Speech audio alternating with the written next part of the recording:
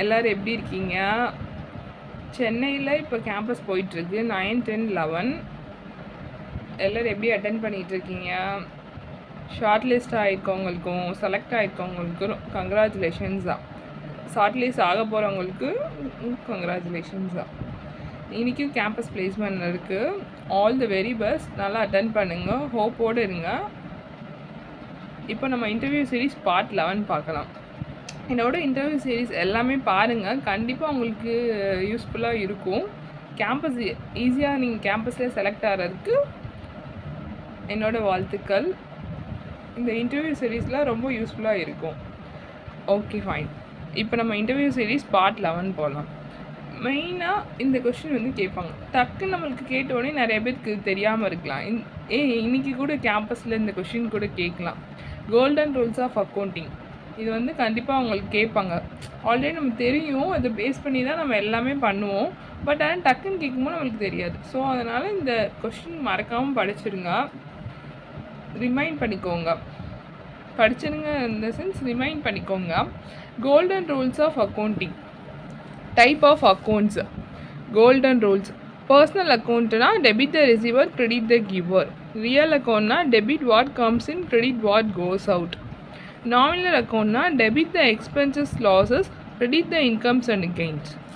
Personal account. Type of account, golden rules. Personal account na debit the receiver, credit the giver. Real account na debit what comes in, credit what goes out. Nominal account na debit the expenses and losses, credit the incomes and gains. இதுதான் டக்குன்னு வந்து இப்போ golden rules கேட்குறாங்க, டக்குன்னு நீங்கள் சொல்லிடணும்.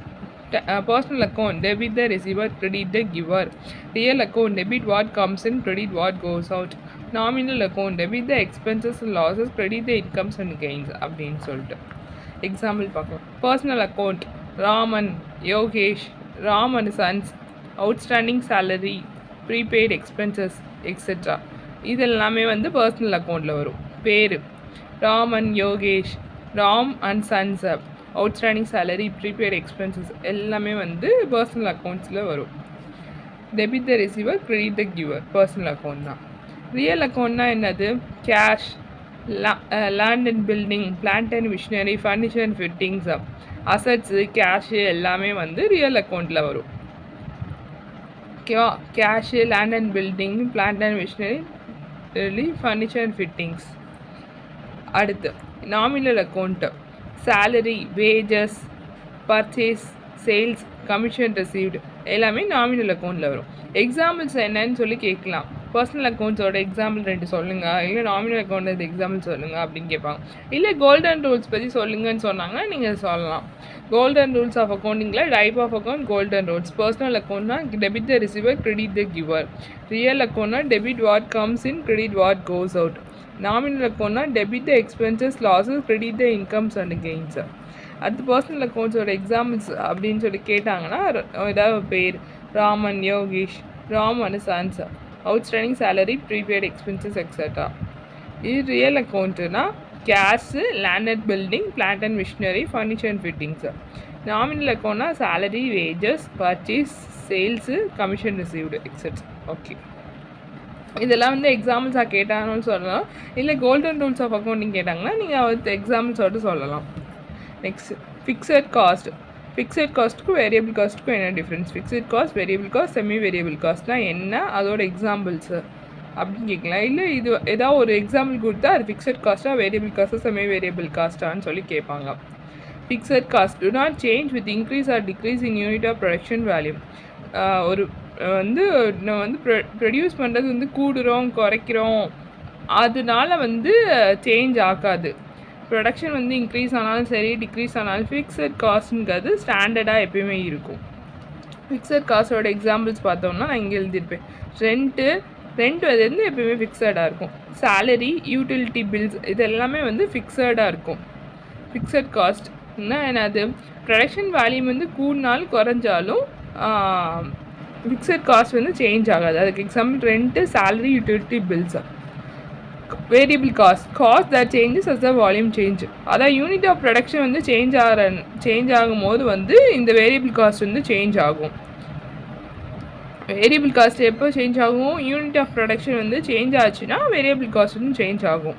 அதுக்கு example raw material, delivery cost etcetera. Raw material, delivery cost etcetera. இப்போ வந்து நம்ம வால்யூம் வந்து இன்க்ரீஸ் பண்ணோம் அப்படின்னு நினைக்கிறோம் அப்படின்னா அதுக்கு தேவையான ரா மெட்டீரியல் நம்ம வாங்குறது வந்து இன்க்ரீஸ் ஆகும். வால்யூம் ஆஃப் ப்ரொடக்ஷன் வந்து டிக்ரீஸ் பண்ணணும் அப்படின்னு நினைக்கிறோம், யூனிட் ஆஃப் ப்ரொடக்ஷன் வந்து டிக்ரீஸ் பண்ணோம் அப்படின்னு நினைக்கிறேன். அப்போ ரா மெட்டீரியல் நம்ம வாங்குற காஸ்ட் வந்து டிக்ரீஸ் ஆகும். ஸோ அதுதான் சொன்னேன், raw material cost, delivery cost. Next வந்து semi variable cost. Cost are fixed for a certain level of production and they become variable after this production level is exceeded. ஒரு certain level of ப்ரொடக்ஷனுக்கு semi variable காஸ்ட்னா என்னதுன்னா, certain level of ப்ரொடக்ஷனுக்கு ஃபிக்ஸடாக இருக்கும், அதுக்கப்புறம் வந்து வேரியபிளாக ஆயிடும். அந்த ப்ரொடக்ஷன் லெவலில் எக்ஸீட் ஆயிடுச்சுன்னா அது வேரியபிளாக ஆயிடும். எக்ஸாம்பிள் வந்து repair and maintenance, telephone, electricity bill etcetera. என்னென்னு திரும்ப பார்ப்போம். ஃபிக்ஸட் காஸ்ட்னா என்னது? யூனிட் ஆஃப் ப்ரொடக்ஷன் வந்து இன்க்ரீஸ் ஆனாலும் சரி டிக்ரீஸ் ஆனாலும் சரி ஃபிக்ஸட் காஸ்ட் வந்து கான்ஸ்டண்ட்டாக இருக்கும். Rent, salary, utility bills. Variable காஸ்ட்னு என்னது? Volume of production, unit of production வந்து சேஞ்ச் ஆகிறத பொறுத்து வேரியபிள் காஸ்ட் வந்து சேஞ்ச் ஆகும். For example raw material cost, delivery cost இதெல்லாம். செமி வேரியபிள் காஸ்ட்னா என்ன? சர்டைன் லெவல் ஆஃப் ப்ரொடக்ஷன் வரைக்கும் அது ஃபிக்ஸடாக இருக்கும். அப்புறம் அந்த ப்ரொடக்ஷன் லெவல் வந்து எக்ஸீட் ஆயிடுச்சு அப்படின்னா அது வேரியபிளாக மாறிடும். For example repair and maintenance, telephone, electricity bill. இப்போ உங்களுக்கு கோல்டன் ரூல்ஸ் ஆஃப் அக்கௌண்டிங்னா என்ன தெரிஞ்சு, fixed cost, variable cost, semi variable cost, அதோட டிஃப்ரென்ஸ் என்ன தெரிஞ்சு. இது ரொம்ப சிம்பிளஸ்ட் தான், பட் டக்குன்னு நம்மளுக்கு கேட்கும் போது வந்து அவங்களுக்கு சொல்ல தெரியாது, நிறைய பேருக்கு சொல்ல முடியாமல் போயிடும். ஸோ அதனால் கரெக்டாக எக்ஸாக்டாக சொல்லிடுங்க. All the very best. நீ கேம்பஸ் அட்டன் பண்ண எல்லாருக்கும் ஆல் த வெரி பெஸ்ட். உங்கள் எல்லாருக்குமே உங்களுக்கு பிடிச்ச மாதிரி ஜாப் கிடைக்க என்னோடய wishes and my prayers. Happy learning, happy teaching. இந்த வீடியோ எல்லாருக்குமே ஷேர் பண்ணுங்கள். All the very best. Thank you.